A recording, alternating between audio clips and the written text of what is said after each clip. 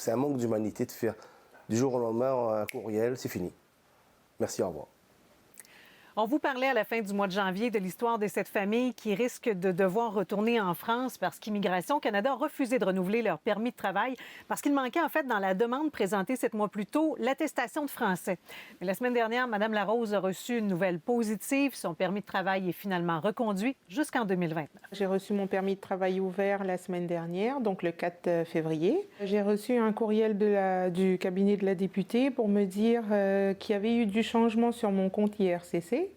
Que mon permis de travail avait été approuvé. Donc, je suis allée voir sur mon compte IRCC et effectivement, j'avais reçu mon permis de travail ouvert. J'ai tout de suite contacté mon employeur pour lui dire que je pouvais reprendre le travail et que je serais là à partir de lundi sûr. Donc, une bonne nouvelle, oui, mais en partie seulement parce que Mme Larose, en fait, c'est le dossier principal qui a été présenté et à son dossier sont liés celui de son conjoint et de ses filles.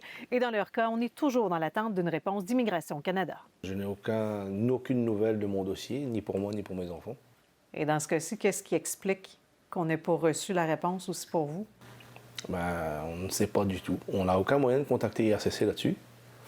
Nous, on attend juste qu'ils prennent une décision assez rapidement parce que ça fait quand même bientôt 3 semaines que je ne travaille pas. Donc, on attend.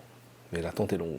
Donc, la famille se retrouve toujours au même point avec un délai de 90 jours qui leur pend au bout du nez, à défaut de quoi ils risquent de devoir retourner en France. Mais évidemment, ils ne sont pas les seuls à vivre cette situation-là. Il y a des réactions un peu partout au Québec, notamment avec l'abolition du programme Expérience Québec, le PEQ. Et aujourd'hui, d'ailleurs, la Ville de Lévis va déposer une demande pour que soient reconnus les droits acquis des travailleurs étrangers déjà détenteurs de permis de travail. Pour prendre le temps d'analyser les choses avant de leur dire ça se termine là, c'était le délai, retournez chez vous. Nous, on a un gros problème avec ça, avec cette façon cavalière de faire.